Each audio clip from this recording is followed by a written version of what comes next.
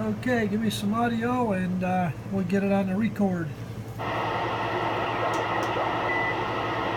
Back to work in the Connex 4300-100. Just second test here now between my boss's radio and this one to see if there's any sort of electrical interference in the audio. See if what the difference is, if there's any change in levels of audio, louder, quieter, clear.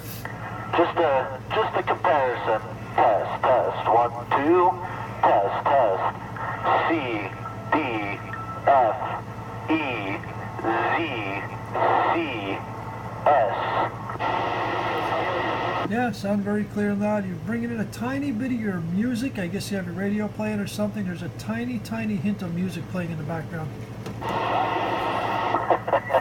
Yeah, picking up my Sirius XM, I have the classic rewind on. Probably just hearing some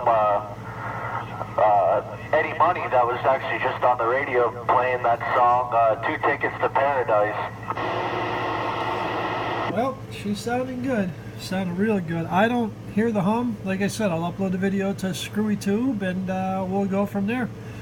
This time, I did not put the recording device at the speaker of the radio. It sounded very bad, so I'm just recording it from like I would be sitting at it within a couple inches of the radio. 10-4. Yeah, like I said, now I can listen to the difference between the two, and I just think maybe there must be like a little filter or something that might have to go in line somewhere and get rid of the electrical interference. Maybe because this board might be a little different than the other one, I'm not too sure. Maybe there's a way Mark can tweak it to filter it out, and then it won't have all that noise. Yeah, but that thing is sounding choice. It's rocking, ripping, and rolling in the whole 9 yards. Yeah, copy on that. Yeah, this little custom mud duck radio that he built does the trick there.